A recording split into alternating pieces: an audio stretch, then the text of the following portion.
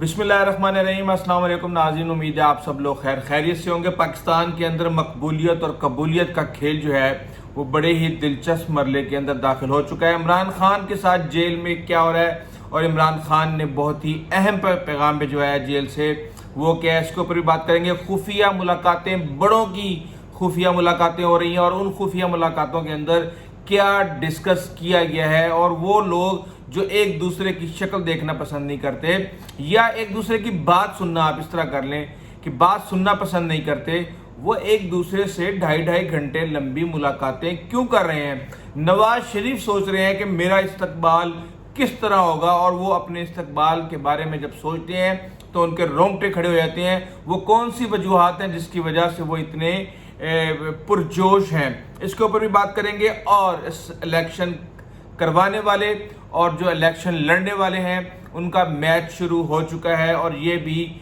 बड़े ही दिलचस्प मरले के अंदर दाखिल हो चुका है। लेकिन उससे पहले आपको एक बात बता दूं कि इमरान खान क्या तहरीक इंसाफ की बात करें आप, तहरीक इंसाफ पाकिस्तान की अदालतों से और वो बेचारे अता बंदियाल जिन्होंने दिन रात जो है तहरीक इंसाफ को सपोर्ट करने के लिए अपने ऊपर सोशल मीडिया के ऊपर कीचड़ उछलवाई, उन बेचारों के ऊपर बात कैसे की गई कि पाकिस्तानी अदलिया और अता बंदियाल साहब से मायूस होके इमरान खान का मुकदमा आलमी अदालत में लड़ा जाएगा। और आलमी अदालत में भी जो उनके वकील हैं वो वकील हैं जिसने सलमान रश्दी का जो केस है वो लड़ा, उसके अलावा उसको अपने घर में पनाह दी, जेफरी रॉबर्टसन इनका नाम है। और इसके अलावा भी बहुत से ऐसे मुतनाज़ा चीज़ें इनके बारे में हैं। मसलन एक मैगज़ीन था जिसने हज़रत ईसा के बारे में गुस्ताखी की थी, उनका मुकदमा भी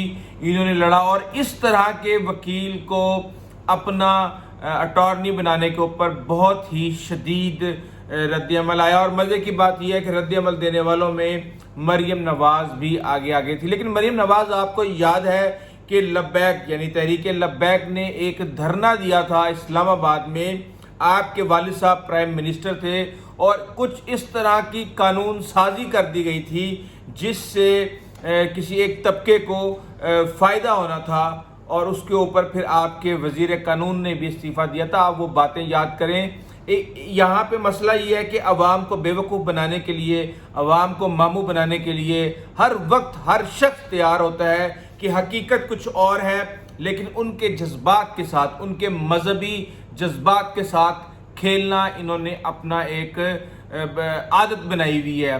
बहरहाल मैं तो ये समझता हूँ कि पहले इल्ज़ाम लगाया जा रहा था तहरीक इंसाफ के ऊपर कि जो मजहब कार्ड से खेलते हैं, वो मजहब कार्ड से करते हैं, वो इस तरह करते हैं। तो अब ये यहाँ पे क्या हो रहा है, बहरहाल खबर ये आई है कि इस प्रेशर को देखते हुए ये जो एक मुतनाज़ा हरकत की गई थी, तहरीक इंसाफ ने अपना वकील जो है वो तब्दील कर लिया है, बल्कि तब्दील कर दिया है। रॉबर्टसन की छुट्टी करवा दी गई है और उनसे कहा गया कि जनाब आपके एसोसिएट्स ने जो ट्वीट की थी उसको आप डिलीट कर दें और हम आपसे अपना केस नहीं लड़वाते, वरना हमारा अपना केस पाकिस्तान के अंदर शदीद ख़राब हो जाएगा। वो केस किस तरह ख़राब होगा कि इमरान खान जेल में है लेकिन मकबूल हैं और नवाज शरीफ बाहर बैठे हुए हैं लेकिन वो कबूल तो हैं लेकिन वो मकबूल नहीं है और वो बहुत परेशान हैं, और वो ये सोच रहे हैं कि अगर वो अपना सितंबर के दरमियान में आने वाला प्लान कैंसिल ना करते तो एयरपोर्ट पे उनका इस्तकबाल बिजली के बिलों से किया जाता, क्योंकि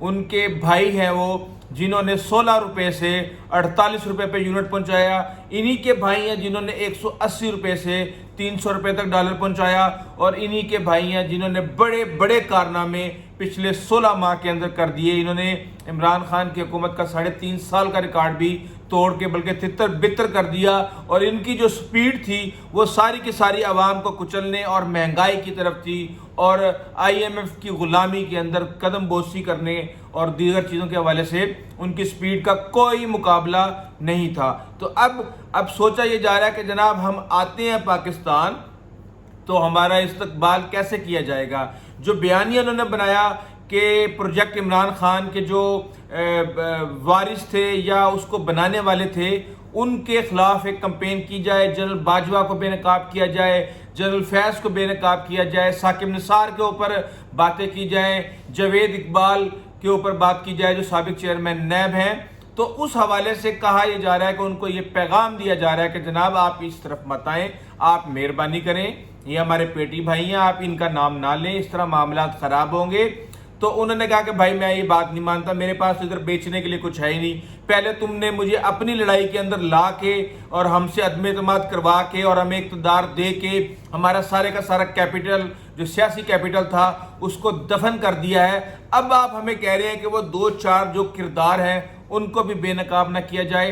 तो इसके ऊपर अब सींग फंसे हुए हैं और देखते हैं कि इसके अंदर कौन जीता है। और सींग इमरान खान ने भी फंसाए हुए हैं। इमरान खान ने जेल से पैगाम भेज दिया है कि मैं किसी भी किस्म की कोई डील नहीं करूंगा। लेकिन यहाँ पे मेरे एक मासूम सा सवाल है कि अगर वो डील नहीं करना चाहते तो बुशरा बीबी किस अरबी शख्सियत से जाके होटलों के अंदर मिल रही हैं?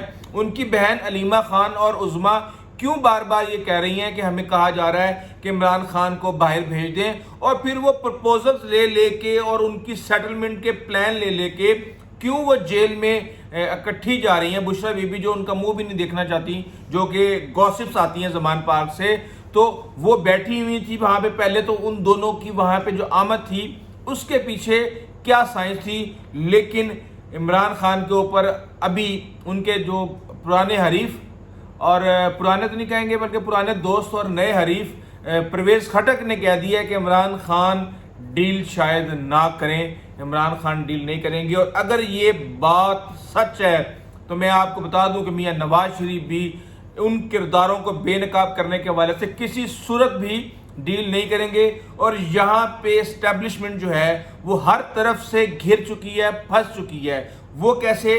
क्योंकि अब आप किसी फकीर से पूछ लें, किसी बच्चे से पूछ लें, किसी बूढ़े से पूछ लें, किसी जवान से पूछ लें और उनसे पूछें कि पाकिस्तान के अंदर सब कुछ किसके कंट्रोल में है, पाकिस्तान के अंदर सबसे ताकतवर कौन है, पाकिस्तान के मामलात को अपनी मर्जी से चलाने की सलाहियत कौन रखता है, तो वो फौरी तौर पे कहेंगे कि एस्टेब्लिशमेंट। और अब नाम एस्टेब्लिशमेंट से आगे निकल के हाफिज साहब तक पहुंचना शुरू हो गया है, जिसकी वजह से बेचैनी बढ़ती जा रही है।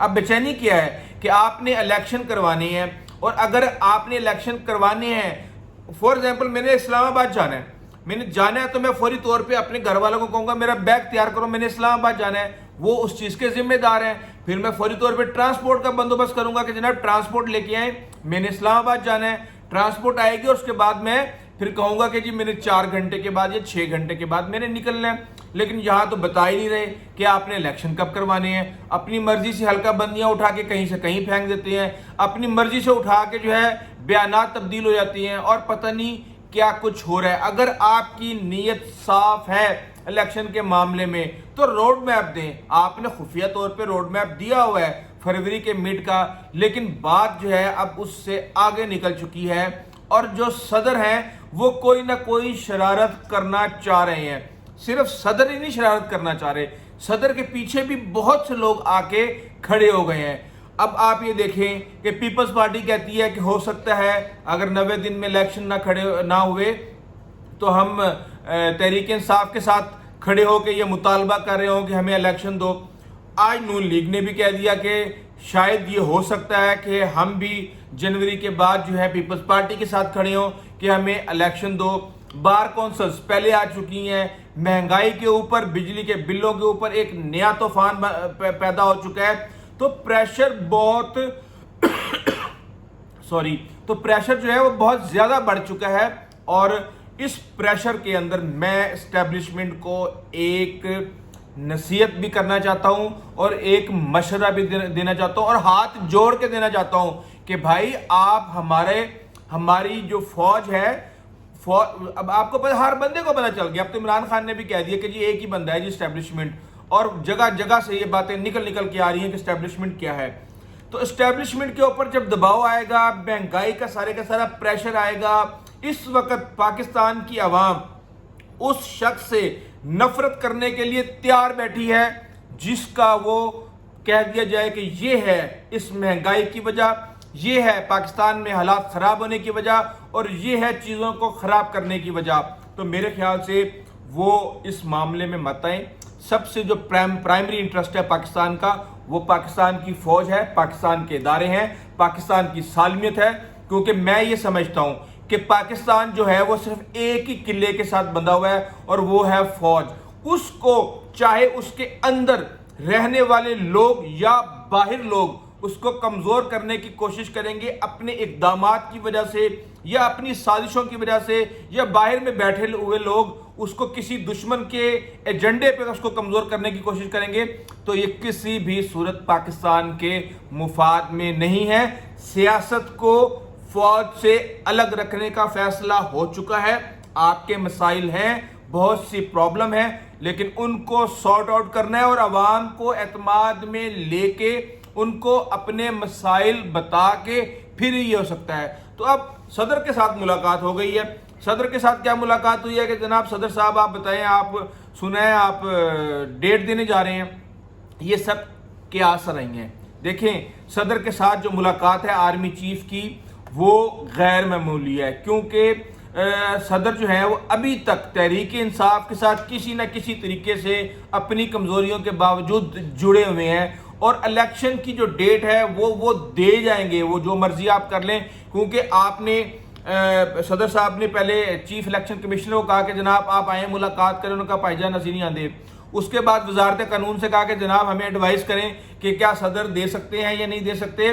تو اس کے بعد وزارت قانون, ظاہر سی بات ہے وزارت جس کی وزارت اسی کا قانون, تو انہوں نے کہہ دیا کہ بھائی جان آپ کا تو کوئی چکر ہی نہیں ہے.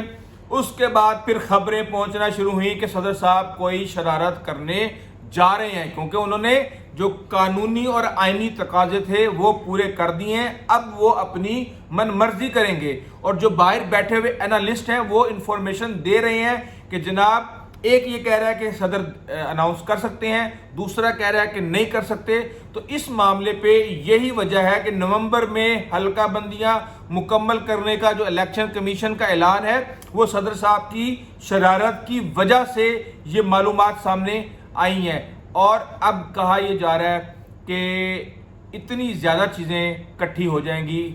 صدر صاحب کو سمجھانے کی کوشش کی ہے کہ جناب مجبوریاں ہیں, یہ مجبوری, یہ مجبوری, یہ مجبوری, یہ مجبوری, مصیبتوں کے پہاڑ کھڑے ہوئے ہیں, کوئی بیرونی لوگ بھی ہیں. اب اگر ہم نے الیکشن کروا دیے تو جو رزلٹ آئے گا وہ شاید پاکستان کی عوام تو قبول کر لے, لیکن جنہوں نے ڈالر دینے ہیں وہ کسی صورت بھی قبول کرنے کے لیے تیار نہیں ہے. تو چیزیں بڑی گھمبیر ہو چکی ہیں. کچھ لوگ یہ کہہ رہے ہیں کہ جی آفیشل سیکریٹ ایکٹ یا آرمی ایکٹ, لیکن میں یہ سمجھتا ہوں کہ اس معاملے کو تو مٹی بہا دی گئی ہے. صدر صاحب نے ایک ٹویٹ کی, اس کے بعد سیکرٹری صاحب نے اپنا غبار نکالا, ایک لیٹر لوٹر لکھ کے, وہ کہانی ختم ہو چکی ہے. اور اس وقت جو پاکستان کا سب سے بڑا مسئلہ ہے وہ یہ ہے کہ 90 دن کے اندر الیکشن, اور اگر 90 دن کے اندر الیکشن نہیں ہوتے تو جلد از جلد الیکشن.